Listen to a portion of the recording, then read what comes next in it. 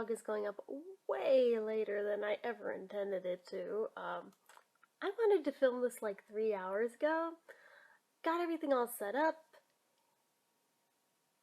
Right at about the point I was about to hit record, I got the worst case of hiccups. And it took forever for them to go away. It is now 11 at night, and they're just finally gone.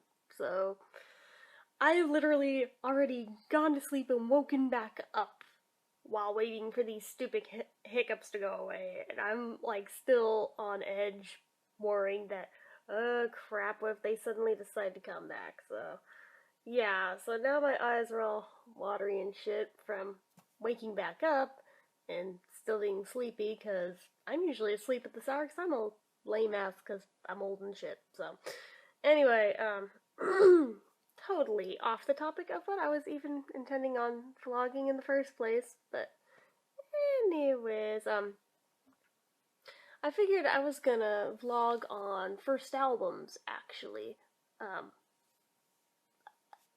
Not just first one ever owned, because honestly, there's a lot of different definitions to that than just the traditional sense, so I figured I'd just cover a bunch of firsts, and then it kind of inspired an idea for a bunch of spin-off videos of this one, so I guess there's gonna be a bunch of music-related things I'm gonna film, but not all back-to-back or anything, so don't worry. But, the first album I ever remember being specifically bought for me was Little Richard's Shake It All About, which basically was his kids' album. Yes, it was lame in retrospect, but when you're only, like, 6 years old, it seems really cool. Like, my cousin had it, and it was playing at her birthday party, and I thought it was the most awesome thing ever and had to have a copy of it myself, and pretty much would not shut up about the thing until my parents bought it. I didn't even know what it was called. I just knew it was Little Richard and just wouldn't shut up about it. So, yeah, so there was that.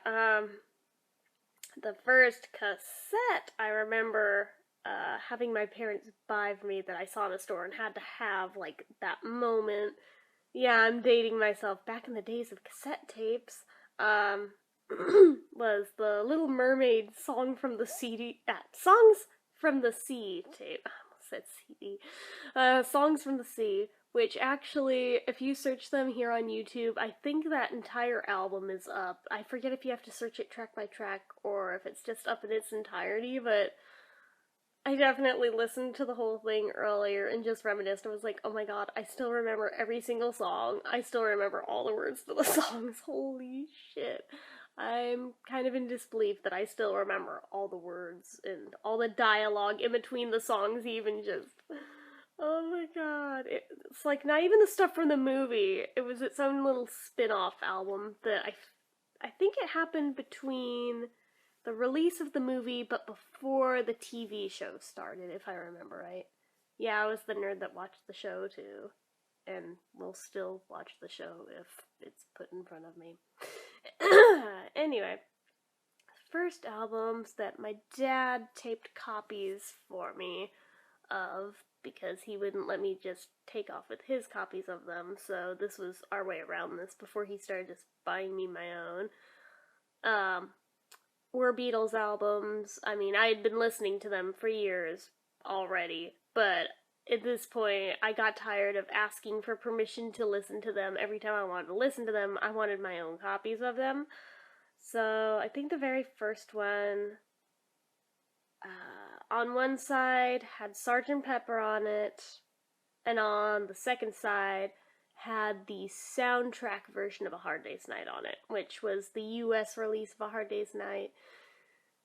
The CD version that most people know as the album is the UK version. The US version, the soundtrack version, had all, like, the instrumentals from the movie and stuff in it, which are pretty cool in their own right, I have to admit.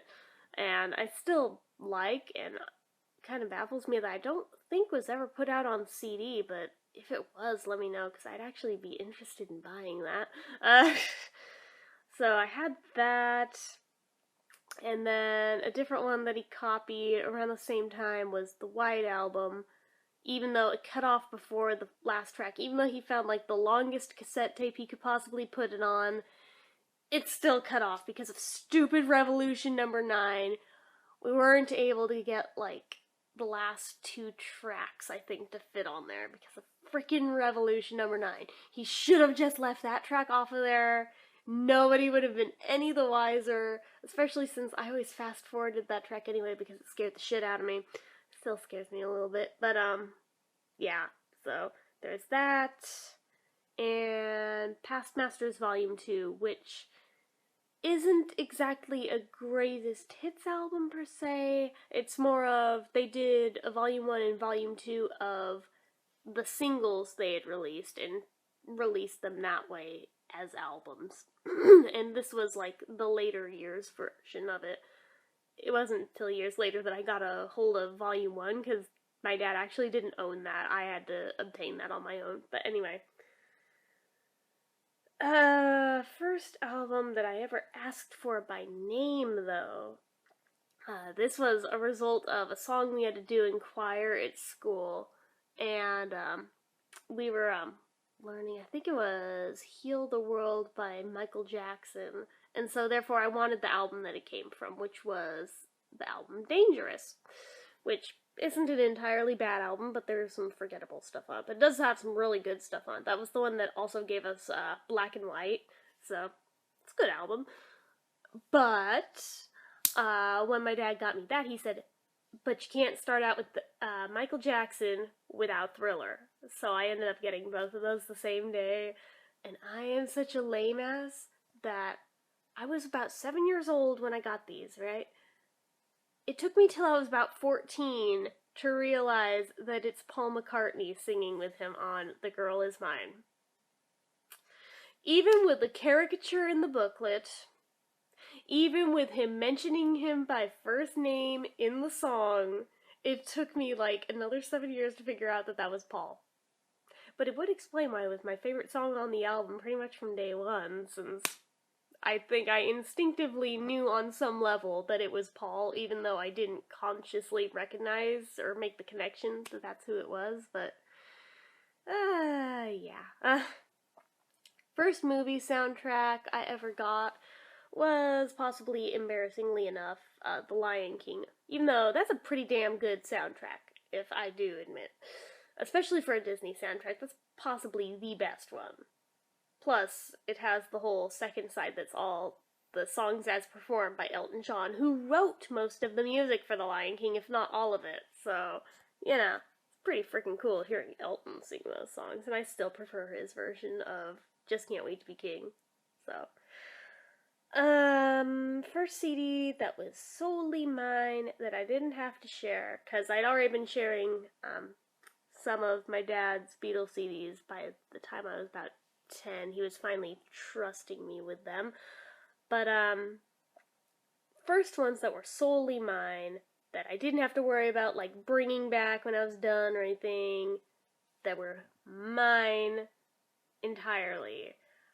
The very first one, or actually I think I got them the same day, Abbey Road and the first edition of the Beatles anthology. 2 and 3 hadn't come out yet, but the first one had, so that gives you a pretty good benchmark of when this was, since it was right as it came out. So, yeah, first CD I ever bought with my own money, though, was Paul McCartney CD. It was his album Flaming Pie. I still remember all the lead up to the release of that, the whole McCartney Week thing on VH1, the online interview, which was like the first of its kind at the time. It was pretty effing cool. And I had my dad bring me to camp out in front of the store to wait for it to open so I could be first in line to buy the CD. That was the first CD I bought with my own money. Second one, shortly thereafter, was Ringo Starr's Vertical Man, which, Ringo may be a douche nowadays, but I still have a soft spot for that album, not gonna lie. So, let's see, what else? What other first albums are notable? the first ones that my uncles bought for me, my Uncle Don decided the first Beatle album he felt I needed to have in my possession, even though it was not the first one that I owned, but was the first one he gave me, was Revolver. The first one that my Uncle Jack gave me was Wings Over America, and my Uncle Sonny, the first one he gave me was Venus and Mars. Both of which are from around the same time frame, and yeah, arguably are about the height of Wings, so pretty much can't argue with that. So,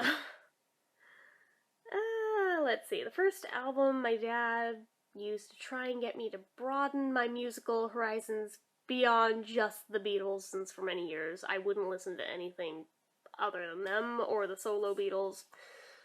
First one he tried to get me to expand my musical horizons with, and I don't think he had any idea what he was unleashing when he gave it to me, was Pink Floyd's Dark Side of the Moon, which is still a badass album.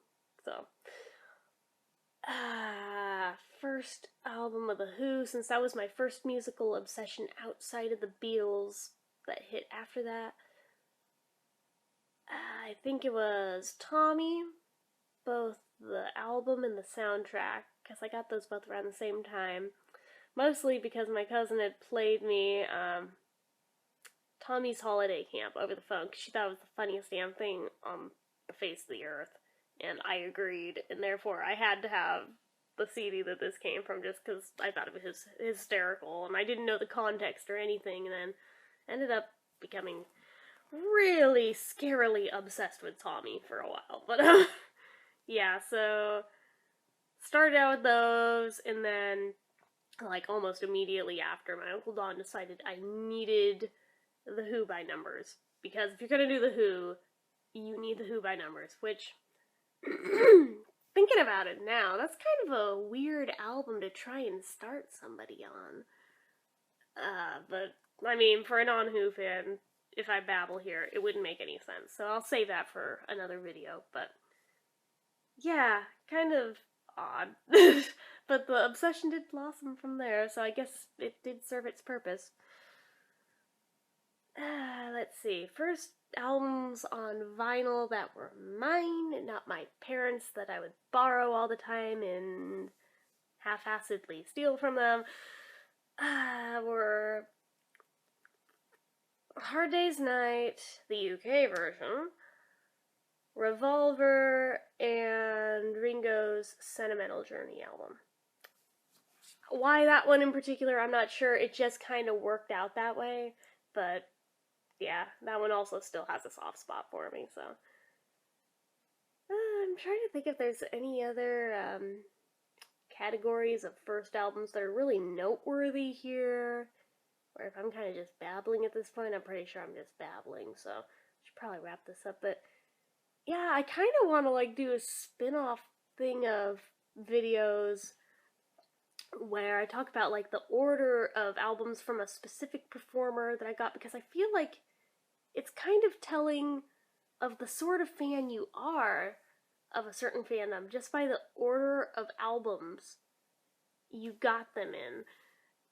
I don't know why it is, but I feel like, especially with the Beatles, that you can tell a lot about a fan just by the order of the albums that they got them in, and, like, how serious of a fan they are. So, I don't know. Maybe I'll make those, maybe I won't, I don't know, but seems like a cool idea to me. So, you don't have to watch them if you don't want to, but I think I probably will at some point end up making those. So, but anyway, for now, it is now almost 11:30, so I'm gonna wrap this up and see if I can get it up online tonight. It may not go live until morning, depending on whether or not I'm still awake to hit publish on it or not tonight, because I will try to get it up and online tonight, if at all possible, but if not, then I guess it'll just upload overnight and I'll hit publish in the morning if need be. But anyway, so yeah. Should I even do the usual sign off here? I feel like I'm just babbling and it's kind of pointless, so I think I'm just gonna wrap this up here and till tomorrow. Bye.